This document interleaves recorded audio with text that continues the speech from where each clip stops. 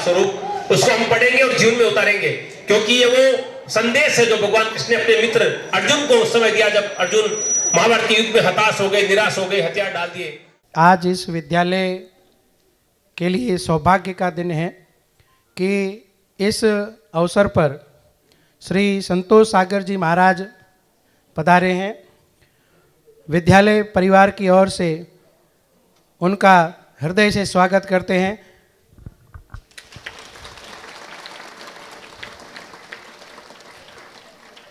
मंचासीन विशिष्ट प्रबुद्धजन श्री संतोष सागर जी महाराज, शिव कुमार जी संयोजक, इस यात्रा के संयोजक, मनोहर सिंह जी अडवाला जिला परिषद सदस्य, नवल जी चौहान भाजपा नेता, एवं अब मैं निवेदन करता हूं इस कार्यक्रम को प्रारंभ करने अतिथि देवो भव की संस्कृति को चरितार्थ करते हुए, परंपरा का निर्वहन करते हुए संस्था प्रधान महोदय श्री धर्मनारायण जी व्यास से कि वे संतोष सागर जी महाराज का स्वागत करें, माल्यार्पण कर।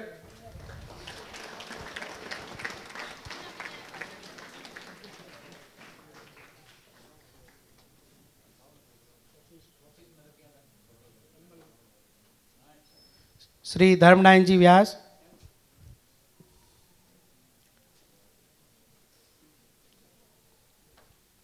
आज एक ऐसे युवा संत आपके स्कूल में आए हैं जो आपको बताएंगे कि आपकी पढ़ाई का तरीका कैसा होना चाहिए, आप पढ़ लिख कर कैसे अपनी मंजिल को, अपने लक्ष्य को प्राप्त कर सकते हैं, और लक्ष्य को प्राप्त करने के बाद में आप उसका आनंद कैसे ले सकते हैं, उसका उपयोग समाज और राष्ट्र के लिए कैसे प्राप्त कर सकते हैं। तो आधे घंटे का एक सत्र इतनी सुंदर बातें आपको बताएंगे कि आपका जीवन बदल सकता है। तो मैं आपसे निवेदन करूंगा, ध्यान से सुनिएगा, क्योंकि छोटे छोटे बच्चे भी उपस्थित हैं, युवा भी है, और कहते हैं कि एक बच्चा जो होता है वो कच्ची मिट्टी की तरह होता है, जिसको जिस आकार में चाहे ढाला जा सकता है। वही उम्र अगर 20 वर्ष से ऊपर निकल जाती है, उसके बाद में उस पर कोई ज़्यादा प्रभाव नहीं पड़ता। तो आज का वक्त, आज का ये दिन आपके लिए बहुत महत्वपूर्ण है। एक एक बात को ध्यान से सुनिएगा और उसको अपने जहन में अपने आत्मसात करने का प्रयास कीजिएगा, ताकि आपका जीवन सुंदर दिव्य बने। तो मैं पूज्य महाराज श्री के चरणों में नमन करते हुए आपसे प्रार्थना करता हूँ कि सामने राष्ट्र की युवा पीढ़ी जो बैठी है, राष्ट्र का भविष्य बैठा है, उनको अपने प्रेरणादायी प्रवचन से लाभान्वित करें। परम पूज्य भाई श्री संतोष सागर जी महाराज। जन्मांधस्य युतन्वयादितरतश्चार्थिस्वभिज्ञस्वराट् तेने ब्रह्महृदाययाधिकवहे मुह्यन्ति यत्सूरयः तेजो वारिमृदां यथा विनिमयो यत्र त्रिशर्गो मृषा धाम्ना स्वेन सदा निरस्तकुहकं सत्यं परं धीमहि। गुरुर्ब्रह्मा गुरुर्विष्णु गुरुर्देवो महेश्वर गुरुर्साक्षात् परब्रह्म तस्मै श्री गुरुवे नमः। बोलिए भारत माता की। इतनी आवाज निकलती है, और निकलती है तो और निकालो। बोलो भारत माता की।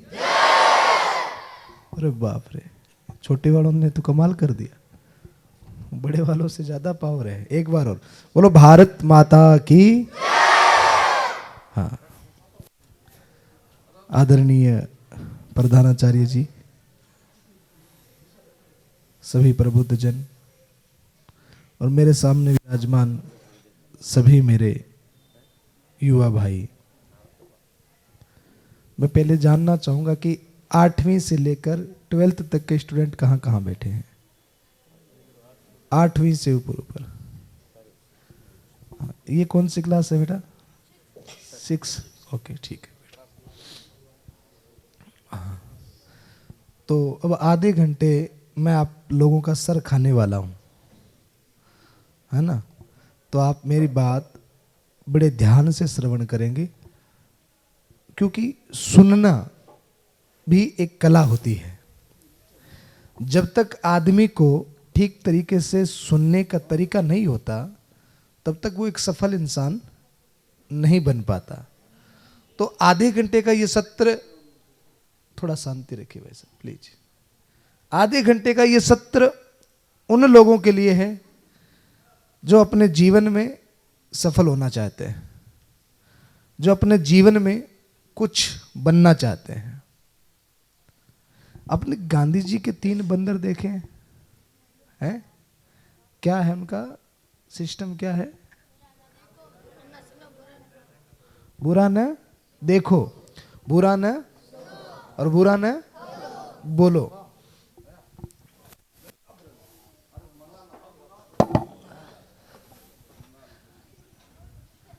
इंडोनेशिया में ऐसे ही 3 बंदर हैं।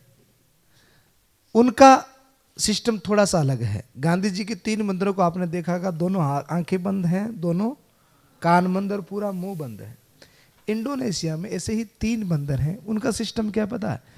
एक आंख पर हाथ है, एक कान पर हाथ है और आधे मुंह पर हाथ है। इसका मीनिंग क्या होता पता है?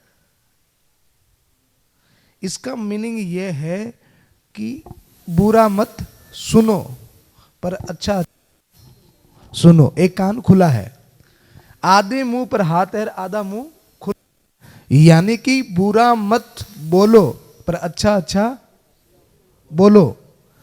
एक आंख पर हाथ है कि बुरा मत देखो, पर दूसरी आंख खुली है कि अच्छा अच्छा देखो। समझ में आ गया? तो सफलता के लिए और कुछ बनने के लिए सबसे पहली एक चीज है आहार। क्या है? एक लाइन आप मेरे पीछे पीछे दोहराइएगा सब। आहार शुद्धो सत्व शुद्धि। पुनः बोलिए, आहार शुद्धो सत्व शुद्धि।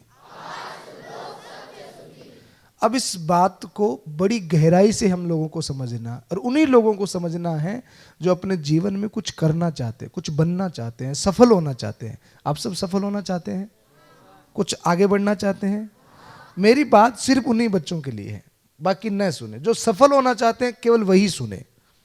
तो सबसे पहला लेसन है जीवन की सफलता का, सबसे पहला सूत्र है आहार शुद्धो। क्या?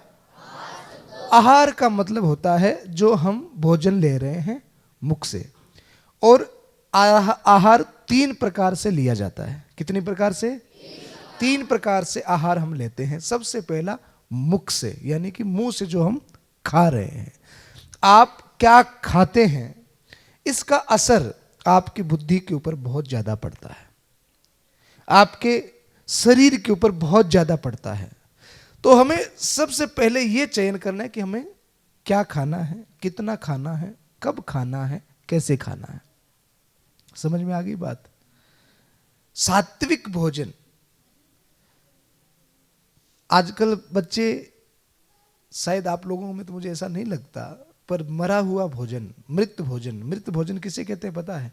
जो 10 दिन पहले बनाया गया हो, 20 दिन पहले पैकेट में बंद कर दिया गया हो।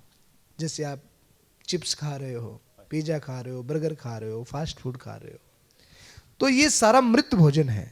रेगुलरली अगर आप ये सब खाते हो तो सबसे पहला इफेक्ट कहां पड़ता है? आपकी बुद्धि पर। बेल बुद्धि हो जाएगी, आपकी यादाश्त कमजोर हो जाएगी, आप आलस्य हो जाएंगे, आपके शरीर में रोग हो जाएंगे, आपको क्रोध आने लग जाएगा, आपका चेहरे का तेज ओज चला जाएगा। तो सबसे पहले आहार शुद्धो, जो हम मुख से खाते हैं। दूसरी चीज, आप बेटा इधर मुंह कर लो, तो तीनों है ना, आपको देखने में तकलीफ हो रही, इधर इधर मुंह कर लो। तीसरी चीज है आहार दूसरा लिया जाता है आंख से। कहां से लिया जाता है? जो हम देखते हैं इसका असर आपकी बुद्धि पर पड़ता है। आपके हाथ में 1 घंटे मोबाइल है, अब उस मोबाइल पर आप क्या देख रहे हो, इसका सीधा सीधा असर आपकी बुद्धि पर पड़ता है। आपके आसपास बहुत सारी चीजें घटित होती है, आप क्या देखते हो, इसका असर आपकी बुद्धि पर पड़ता है। तो दूसरा आहार जो हम आंख से ले रहे हैं, देख रहे हैं, वो हमारा ठीक होना चाहिए। हमें वही चीज देखनी है जो हमें सफलता की तरफ ले जा सकती है, जो हमें एक अच्छा इंसान बना सकती है, जो हमें एक मल्टी टैलेंटेड पावरफुल व्यक्तित्व का निर्माण करने में सहायक हो सकती है। केवल हमें वही चीजें देखनी है जो हमारे जीवन में उपयोगी है। समझ में आ रही है बात? ऊपर से तो नहीं जा रही? और तीसरी चीज है जो आहार तीसरा लिया जाता है, वो है कान से। कहां से लिया जाता है? आप क्या सुन रहे हो, आपके मित्र कैसे हैं, वो आपको रात दिन कैसी बातें बता रहे हैं, आपके आसपास का सर्किल है, बहुत सारी अच्छी बुरी सारी बातें होती है। हमें भगवान ने 2 कान दिए हैं। इस कान का एक रास्ता तो है इस कान से सीधा बाहर निकलने का, और इस कान का एक रास्ता है सीधा हमारे हृदय तक। तो जो अच्छी बातें होती है उनको हम इस कान से सुनकर के सीधा अपने हृदय में उतार लें, और जो कुछ बुरी बात सुनने को मिले इस कान से सुने और इस कान से निकाल दें, वो अंदर नहीं जानी चाहिए।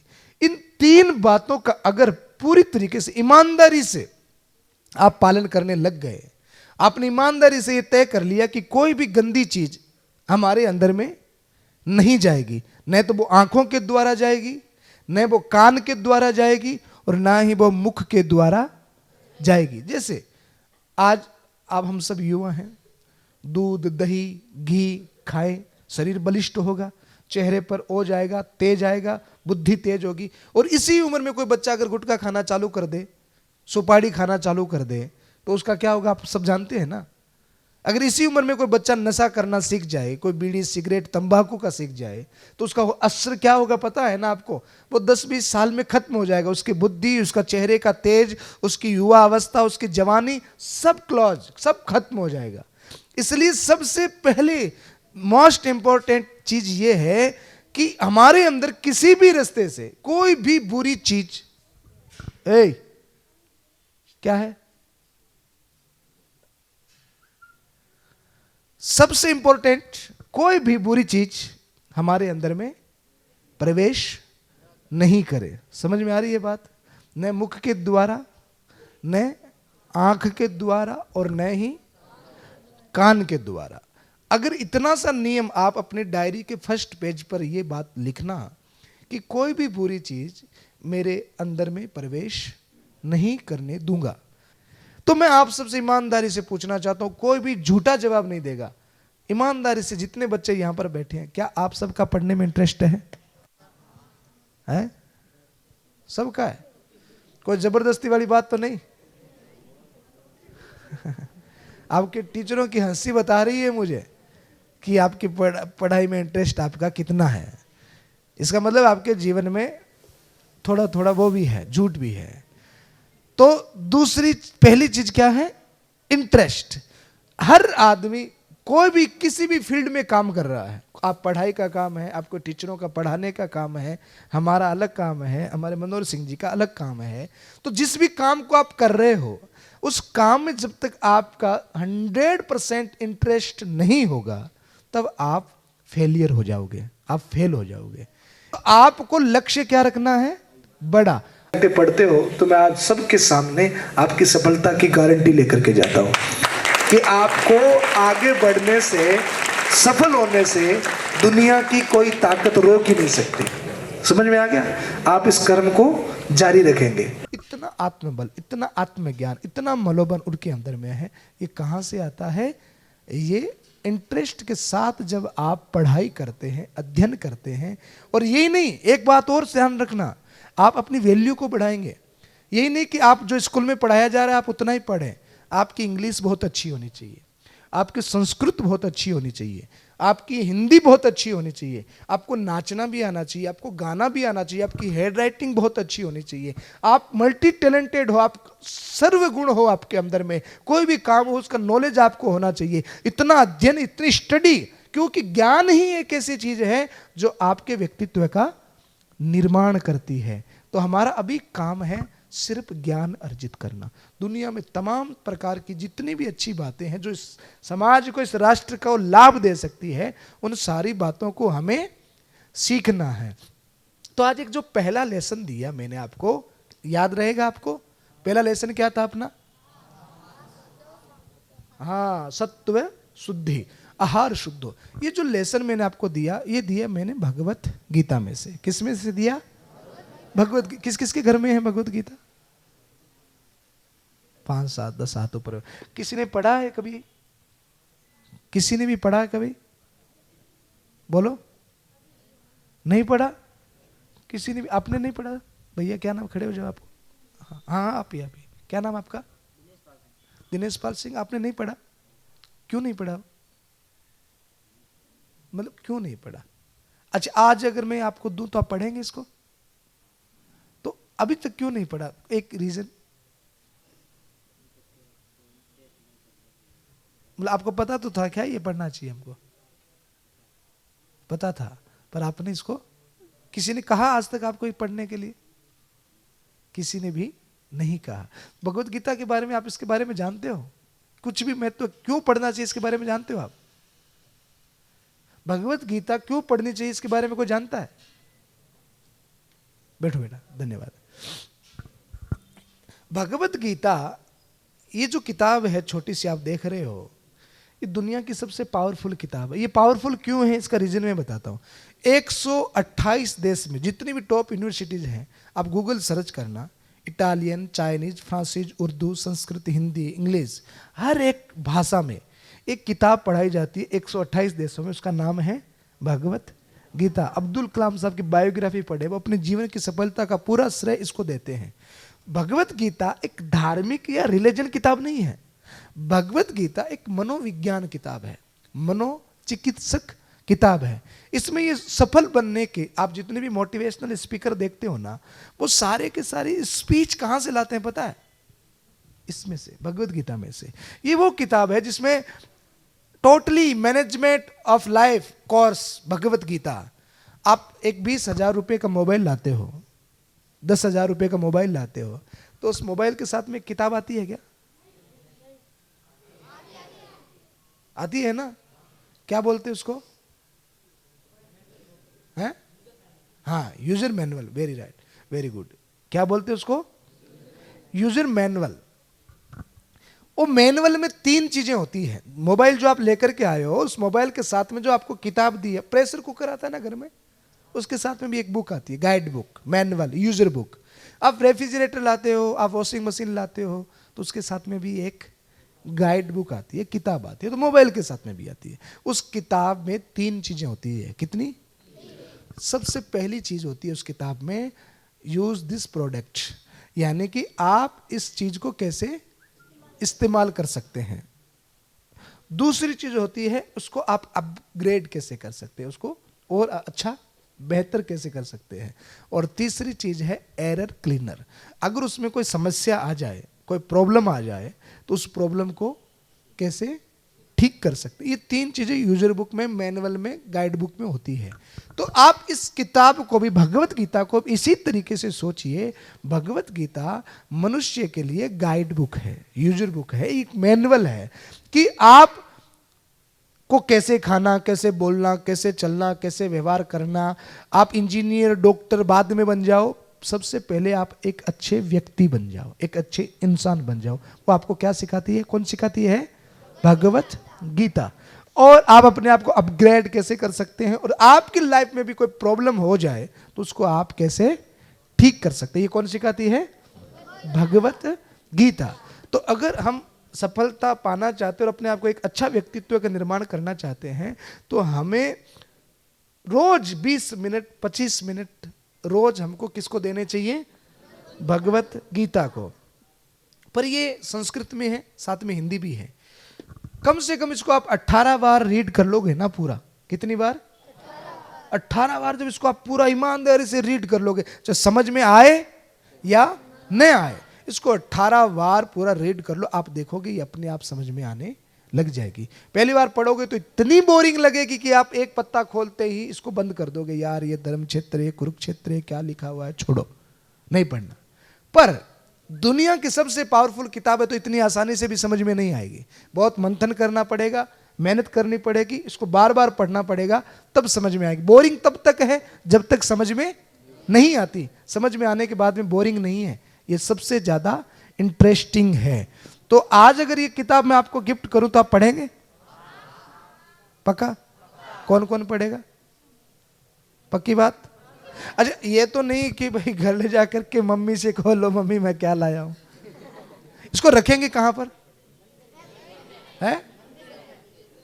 स्कूल की किताबें मंदिर में रखते हो क्या? कहां रखोगे? बैग में रखना है इसको। और नहाए बिना नहाए छत पर, गार्डन में रोज इसको 20-25 मिनट ईमानदारी से पढ़ना है। पक्का पढ़ोगे? दोनों हाथ ऊपर करके प्रॉमिस करना पड़ेगा। पक्का? चलो नीचे करो। एक बात और ध्यान रख लेना, आपको मैं सवाल पूछूंगा, किसमें से? आप मुझसे सवाल पूछना। आप जब पढ़ोगे ना तो आपके मन में बहुत सवाल, जिसकी जैसी बुद्धि का स्तर होगा उसी के अनुसार बहुत सारे सवाल आपके मन में आएंगे कि ऐसा क्यों। तो आप उसको राइटिंग में लिखना, और जब हम दोबारा मिलें तो आप मेरे से गीता के विषय में, आपके मन में जो प्रश्न हो उनके विषय में आप मेरे से सवाल करेंगे। आप किसी मित्र को आपको गिफ्ट करना हो ना कभी, तो दुनिया में सबसे सुंदर गिफ्ट यही है, भगवत गीता। ये दुनिया का वो ज्ञान है जो आपको सफल कर सकता है। देखिए कितनी अच्छी बातें आपको पूज्य महाराज श्री के द्वारा बताई गई है कि जब 10,000 रुपए का मोबाइल लाते हैं उसके साथ यूज़र मैनुअल आता है, तो भगवान ने हमें तो इतना अनमोल बताया है, तो अगर हम अनमोल है तो भगवान ने हमारे लिए भी ये गीता जी को यूज़र मैनुअल के रूप में भेजा है कि हमें कैसे चलना है, जीवन कैसे जीना है, और अगर जीवन में समस्याएं आ जाए तो उससे कैसे निकला जा सकता है। ये यूज़र मैनुअल गीता है, आज आपको उपहार में रूप में दी जा रही है, आपको निश्चित रूप से पढ़ना है। और महाराज ने कहा है कि अगर संस्कार अच्छे होते हैं तो उसमें एक आदर्शवादी व्यक्तित्व होता है, और ऐसा ही एक आदर्शवादी व्यक्तित्व हमारे बीच हैं कुणाल सिंह जी, जो कि हमारे जोधपुर यूनिवर्सिटी के छात्र संघ के अध्यक्ष हैं। मैं आदरणीय व्यास जी से निवेदन करूंगा कि ऐसे युवा का आप अभिनंदन स्वागत करें। कुणाल सिंह जी आगे पधारें। पूजनीय महाराज जी, संतोष सागर जी, और मंच पर आसीन मनोहर सिंह जी अड़बाला और कुणाल सिंह जी, गीता का जो ज्ञान दिया उसका उपयोग करके अपने जीवन को सफल बनाना है। मुख्य बात यही है कि समय का सदुपयोग करना है और चरित्र निर्माण के लिए अपने को अनुशासन में रहना है। दूसरी बात, राष्ट्र के बारे में महाराज जी ने जो बताया कि आपको जो ये पूरे प्रवचन दिए, आप राष्ट्र की जो है भावी कर्णधार है, और राष्ट्र जो है विश्व गुरु की ओर बढ़ रहा है, तो राष्ट्र रहेगा तो हम रहेंगे। इसलिए राष्ट्र विश्व गुरु की ओर बढ़ रहा है, और हो सकता है भविष्य में ये जो आपको पुस्तिका दी गई है, हो सकता है कुछ वर्षों बाद या अगले वर्ष ही आपके सिलेबस में भी ये पुस्तक आ सकती है, ऐसी संभावना है। और मुख्य जीवन जीने का सुव्यवस्थित ढंग से वो गीता का उपयोग प्रतिदिन अपने जीवन में करते थे। तो ये छोटी सी पुस्तक है, जैसा कि महाराज जी ने कहा, आपको शुरुआत में आपको बिल्कुल सही बात बोर करोगी, क्योंकि अच्छी किताबें और अच्छे व्यक्ति समझ में थोड़े कठिनाई से आते हैं, इसलिए समझ में आने के बाद में बहुत उपयोगी होते हैं। लेकिन शुरुआत में आपको बोर करेगी, लेकिन आप पढ़ोगे तो आपके लक्ष्य प्राप्ति में और जीवन सफल होने में आपके ये पुस्तक बहुत काम आएगी। धन्यवाद।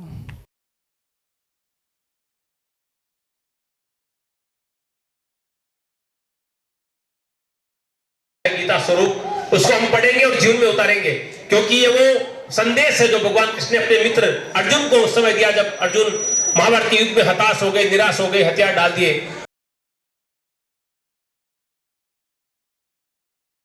भारत माता की धन्यवाद।